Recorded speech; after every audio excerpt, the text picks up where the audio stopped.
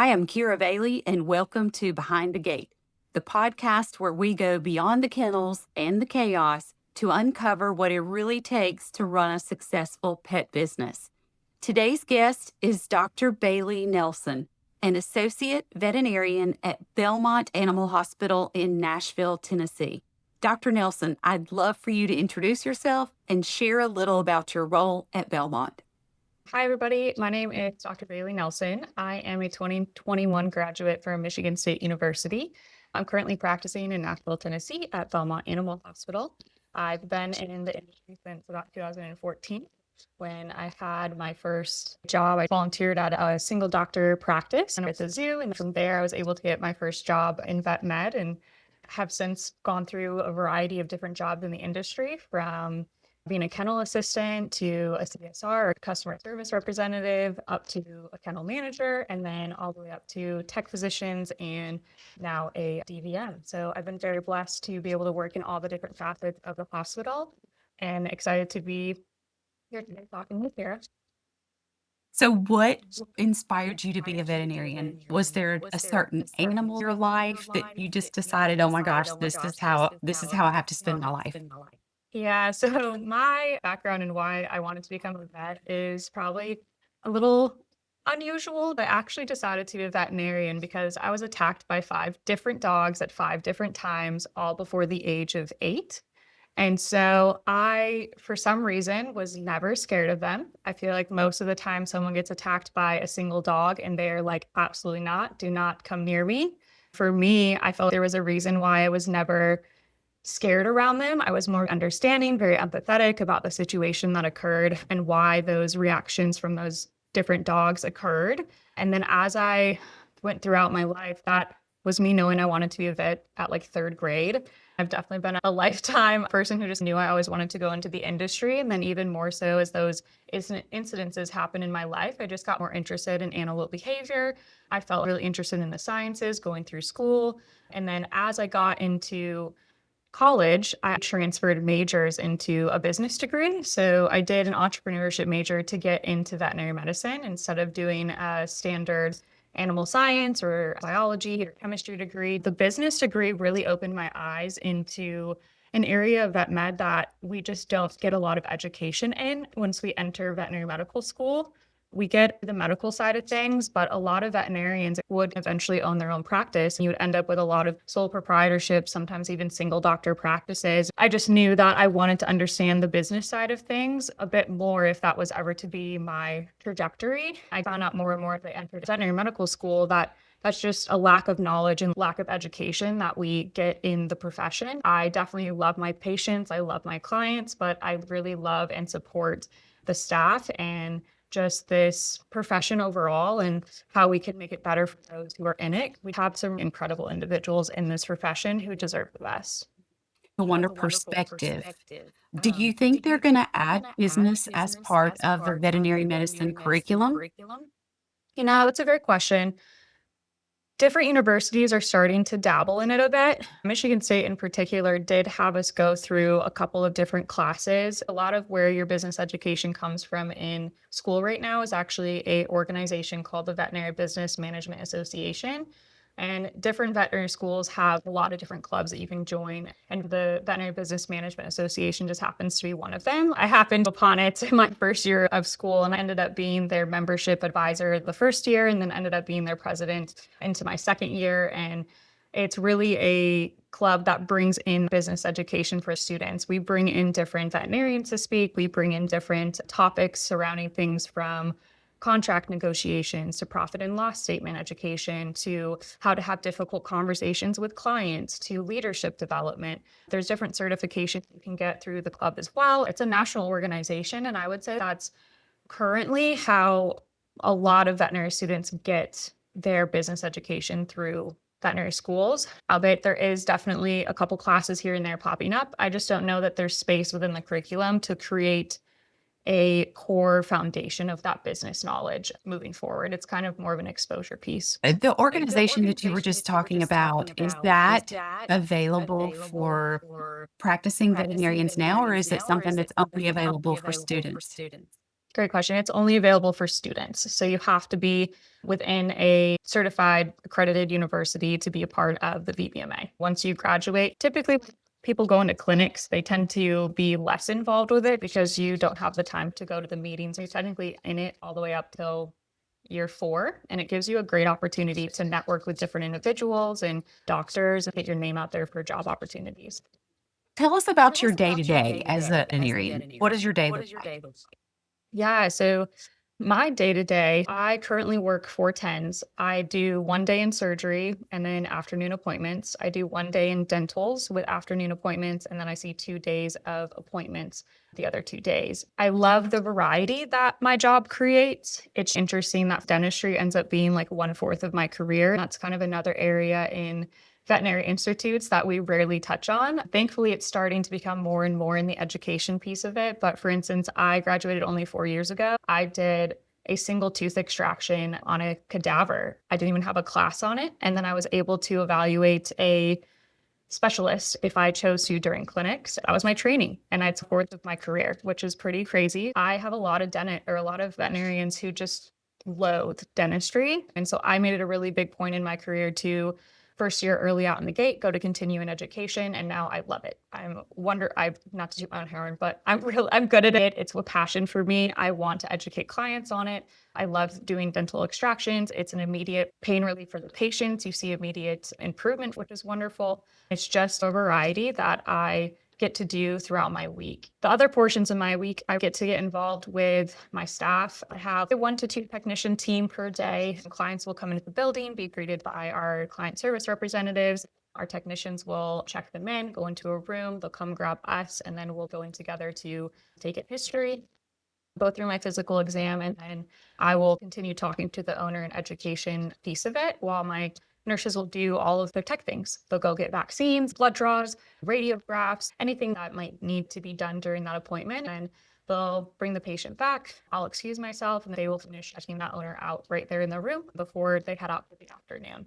I think that's kind of segues into things that I wish owners knew about my day to day, just because I feel like we grow up thinking that veterinarians are working on puppies and kittens. It's the most amazing job ever. And it's such a cool job to work with these animals. And they're absolutely right. It's something we aren't prepared for coming out of school. Even when we choose to enter veterinary medical school, is the emotional toll this job can take. My day to day in appointments, I could go through every emotion within an 8-hour shift. I could go from needing to be super excited about this 8-week-old puppy that this family just got to this long lost, like a 14-year-old patient who this is like this person's like first dog ever, and they're mourning that loss in the next room.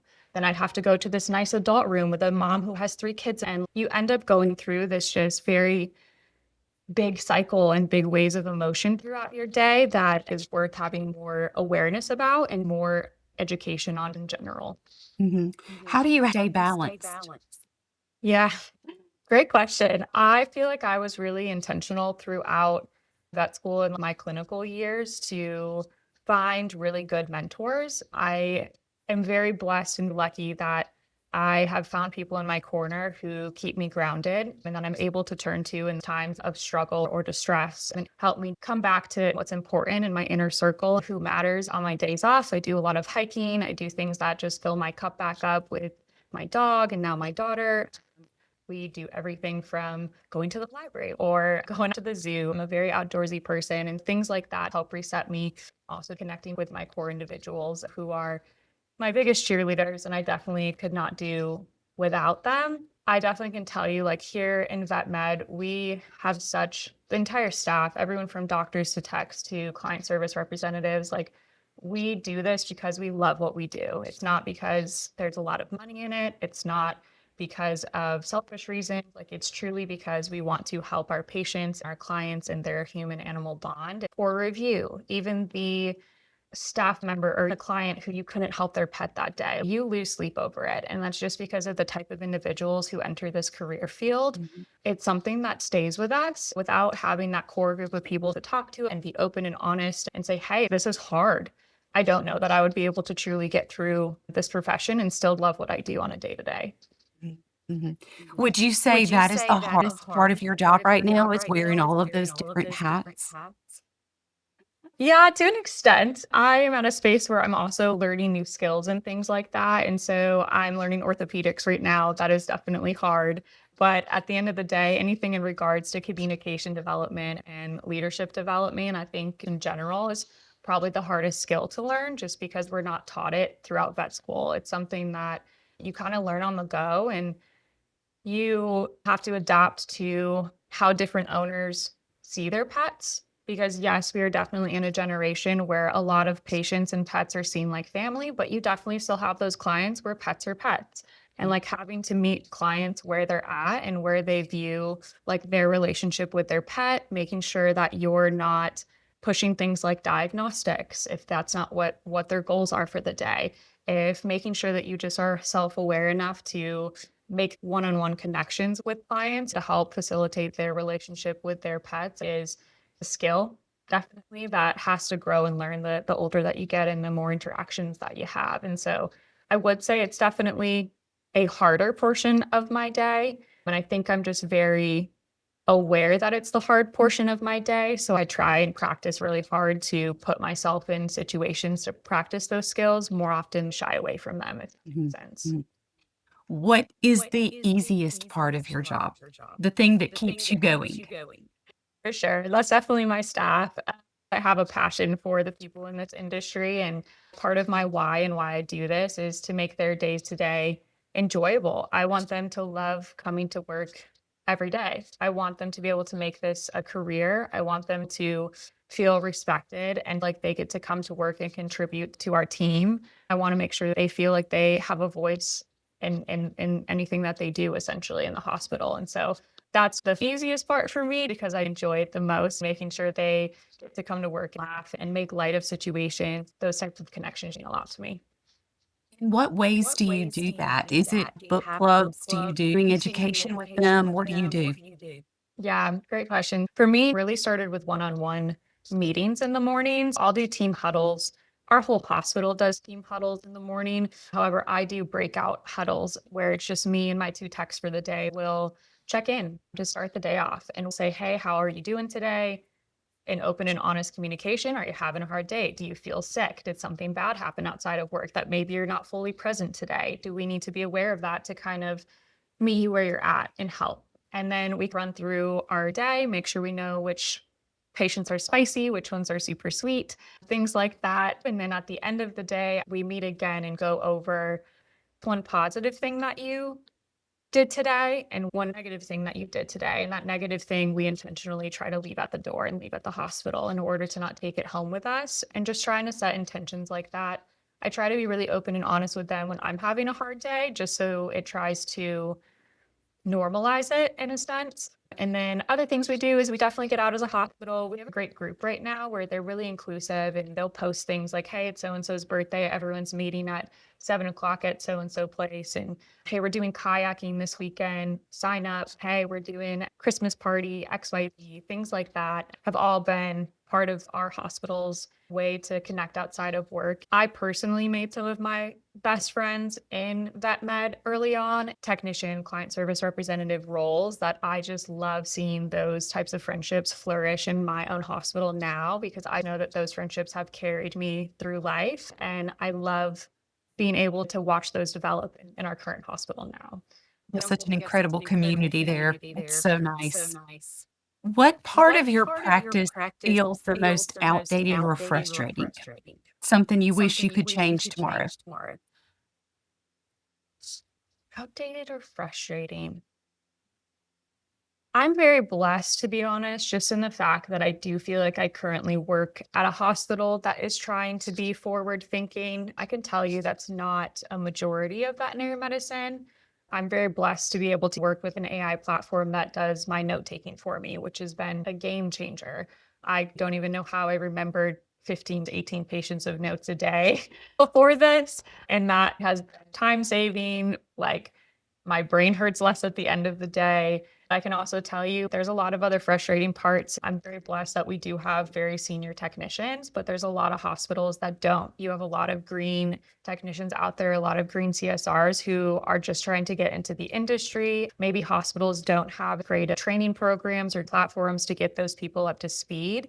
and trained well enough where you have this role clarity. And I can tell you that in regards to a frustrating hospital setting, role clarity plays a big part in that. If you have doctors doing more than just doctor things and support staff not being utilized to their fullest extent, it just creates this lack of, I feel like, trust and excitement about the job. It almost sometimes even makes people feel like you're walking on eggshells versus the alternative is you do have role clarity. You do have these doctors doing doctor things. You have techs doing tech things. They feel trusted. They feel empowered. They feel like they're a part of the team helping these pets lives and clients' lives and things like that. So yeah, I'd say that again, I'm very blessed that I work in a hospital that those concerns are minimal, but just profession wide, things like role clarity is definitely up there in the frustration. Things like writing notes and the extent of which we have to write notes is a frustration that I would probably label as top two.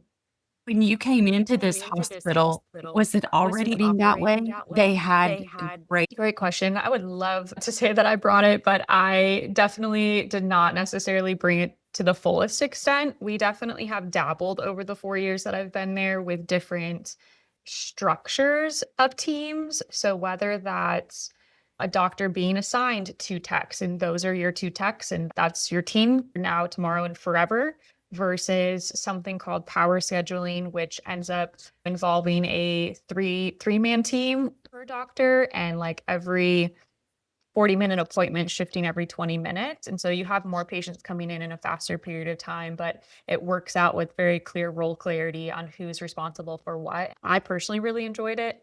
And I know it's been rolled out at several other hospitals and it's gone over very well. I would say that this hospital is very mature. When I did join it, I would say that we've also just continued to grow and continue to try to find ways to be efficient and make the client and patient experience as well as the experience for our staff every day. We're typically not just satisfied at content, if that makes sense. Mhm, mhm. Is there anything that gets in the way of your team running smoothly on a day-to-day basis? Sometimes ourselves, to be honest. Just in the fact of continuing to be in that growth mindset is sometimes very hard. It's sometimes hard to accept change, be adaptable to that change, and try new things. And I think sometimes that can interrupt the efficiency of the day to day. I would tell you as well, if I did not currently have Scribe and AI platforms to write my notes, that also would be a very large piece of that. And I would also tell you that things that get in our day to day is actually when clients tend to be no call, no shows. We'll have patients who are supposed to be showing up at 3:30. They don't show up until 4:45, or they don't show up at all. Unfortunately, that's just a missed opportunity where we could have helped their patient for that day. I do feel like that there's been a little bit of uptick in that in the last several months or so that I feel like my teams at least kind of called out and pointed out. Unfortunately for veterinary medicine, a lot of different industries in the world, haircuts, restaurants, different things like that. Typically, if you don't show up or you cancel within 24 hours, there's some sort of fee, $50, your doctor's office do it, your dentist do it, eye doctors do it, Mhm. etc. And typically us as veterinarians and our staff in general end up feeling guilty about implementing, but we also get pushback when we try. So we do workarounds, helping as many patients as we can. And veterinarians have such a tender heart. It's hard, across the board rules Mhm. like that. Very much so. There's always the exception, and we are going to be the first to say that's an exception Mhm. every time. Yes. See, is the biggest source of stress or burnout for veterinarians right now?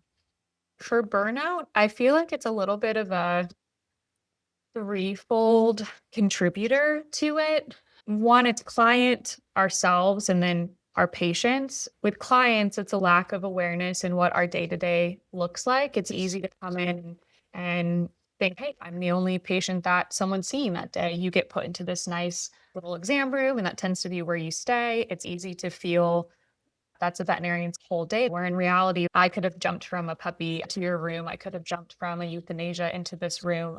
I could have had three emergencies in the back before even getting to my first appointment today. In the client aspect, raising awareness about what happens within a veterinarian's day and how many different emotions we have to combat so that even just being aware that you being patient, you showing kindness, not only to your doctors, but to your clinical staff, just means a lot. Can we raise awareness for the clients? Yeah, it's definitely podcasts. I also think that having open and honest conversations with our clients, I have those often where I'm thanking owners for showing that kindness. I had a client just even call me the other day. I was out of town and her patient or a patient of mine who I've been very near and dear to my heart took the time to text me to let me know, hey, I know you're out of town, but we ended up having to put our sweet dog down and I just wanted to let you know. And it meant the world to me that she thought to let me know that. I made sure to let my clients know when they do those small acts that it's not just me that means something for, it's the rest of the veterinary community, and to please keep doing it because it means so much, even when you do that small act of kindness. Some things called Not One More Vet is out there trying to raise awareness about suicide rates within the vet community. And yeah, I think that continuing to talk about it and being open and honest about it.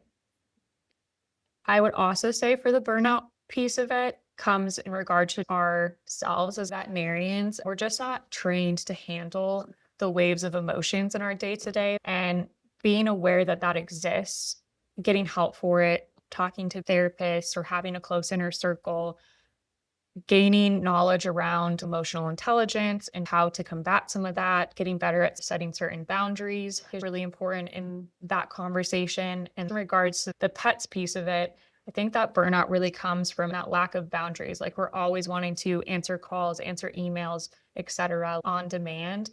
And when we don't, it feels like a failure. It feels like we get this perception that we don't care because we didn't take the time to answer that one more call, one more email. We didn't stay late because we had to get to a kid's soccer game or get home to put your baby to bed. There's this expectation that we're on call 24/7. If we don't, or if we have patients who can't pay for care, it's this expectation that we should be doing it for free. And that just weighs on us so heavily. To be honest, every single vet wishes we could do it for free. Like we would do it for free if we could. And that's just not realistic for us to be able to take care of our business, our people, our staff, who also have families who have to put bread on the table and take home a paycheck. I think that a lot of that just feeds into our self narrative because when you hear it over and over again, it's really hard to not believe it. It almost like there needs to be a therapist that is dedicated to the veterinary clinics and travels from one to the next just to offer support. It seems like that would be such a worthwhile job for someone. Very much so. I would tell you though too that us as veterinarians are very stubborn, especially when we have just still older generations in the profession. Talking to a therapist was not a common trend 10 years ago. I would love to say that the therapist could walk into the veterinary clinic and we could word vomit everything we've gone through, but it's going to come in baby steps. Sometimes that might mean just talking to a friend or someone close who then encourages you. The conversation around it is definitely getting stronger, even in regards to different corporates being asked to push in that direction and have things like wellness at the forefront of the conversation. I know there's a few that have access to EAP, which is like the Employee Assistance Program, where you can get free sessions with a therapist, free sessions with a lawyer, free sessions with things like that. So those resources do exist out there, and it's definitely starting to get pushed to the forefront of the conversation to help vets and their staff members. Well, to shift just a little bit, very teams juggle so much medical care, client communication, follow-ups, records, all of these different things. Where could technology or AI make the biggest difference? For sure. First one is always note taking. Veterinarians spend so much time writing notes, as any medical profession does. You're diagnosing, you're prescribing, you're writing medical records. The more patients you see, the more notes you take, the less time you have to take notes, especially during your day. Anything that would make that easier and more seamless is always at the forefront to make a large difference, especially because I feel like if veterinarians are happier in the workplace, that tends to trickle down to the rest of their staff because we're happier, we're less stressed, we tend to be a little bit nicer to everyone, a little bit more space in order to train others, to help people learn, to cultivate the next generation when that little bit of stress is taken off. Mm. The other areas I would say would probably be in things like inactive client capture, those people who haven't been there in like 2 years or even a year. Here's a reminder that your pet's overdue for vaccines. Here's a reminder to call us to set an appointment. Even click this button right here, schedule your appointment now. Creating standard operating procedures, training protocols, staffing schedules could be more streamlined depending on how many doctors you have, how many staff, etc. Always client education materials. I personally love sending something home with my clients because you word vomit a lot of things to them, especially if you're going through a tough diagnosis with someone. Sometimes they're just taking in that this pet just got diagnosed, let alone all the information and care that's supposed to follow. Client education material and different discharge instructions to go home with them lets them take a minute to process and then revisit the conversation after. Does your Does AI your note AI taker note taker software do software that do for that? you? No, it does not. It works solely in regards to recording our conversation and then it spits out my soap notes. Jim. Yeah. Okay. Okay. If you If could you wave a could wave magic a magic wand and wand and improve one improve one system system or or workflow in the workflow in clinic, the clinic, what would it be? what would it be?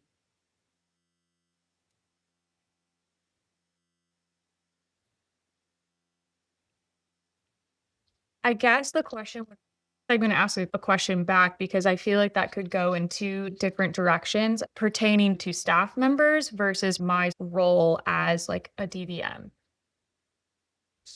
Let's take Let's your take role as your the role as the DVM first. DVM first. Okay. So I know I'm going to keep saying this, but a lot of my day is spent doing things like note taking and talking to clients. Oh, you used a specific word. I'm so sorry. I'm drawing a little mind blank now. Okay. Okay. Like Like automation. to make my day just a little bit more automated in general. Mhm. It's one of those things where in veterinary medicine, I don't want to lose that personal touch. I don't want to lose that relationship piece and that relationship building because even several years ago, veterinarians were the reason owners came to you is because they had that relationship built with you.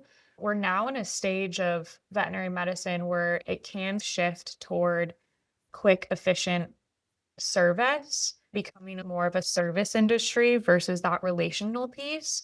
I ride a fine line on where I would want automation inserted because I want my day to day to be more streamlined without losing that personal touch and that personal relationship with my patients and clients. A lot of what I do is around client communication, client education.